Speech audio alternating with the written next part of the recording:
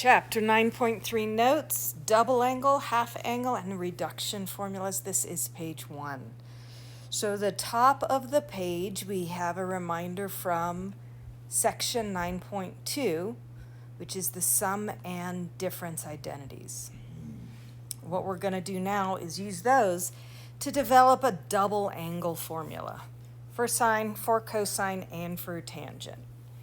So we're going to start off by letting alpha equal beta equal theta. So they're all the same, which means then I can take sine alpha plus beta and rewrite it as sine theta plus theta.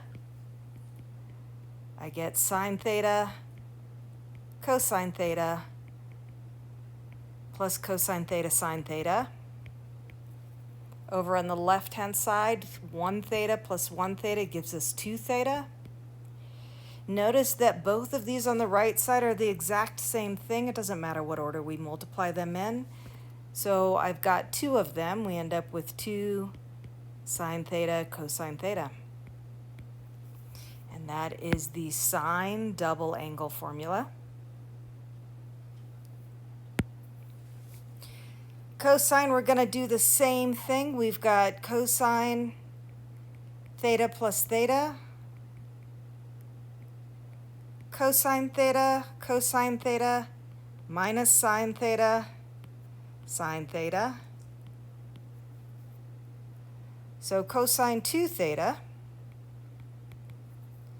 equals cosine squared theta minus sine squared theta. Here's the thing about the cosine double angle formula. We have multiple versions. So I can use the Pythagorean identity, and I'm going to write that up here real quick. Cosine squared theta plus sine squared theta equals 1, which means that I can substitute that part of that in for either cosine squared or sine squared. So here's what I'm going to do. I'm going to rewrite cosine squared theta as 1 minus sine squared theta. Minus, here's my other sine squared theta. I get 1 minus 2 sine squared theta. That's the second way we have to write the cosine double angle formula. I could also go back up to the top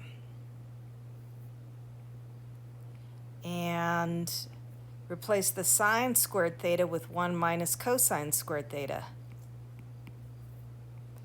And so I get a cosine squared theta minus 1 minus a negative, so plus cosine squared theta. So this version is 2 cosine squared theta minus 1.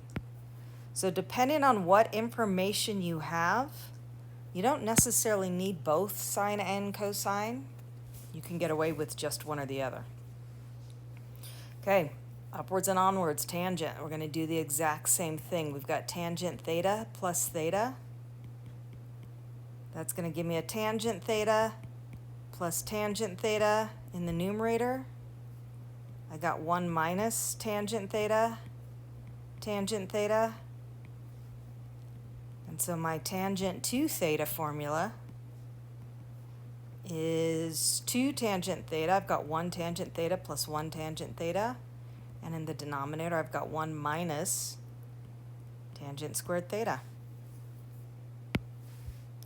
And that is it for those. They are typed out nice and neat for you at the very bottom. We will work with these on the next page.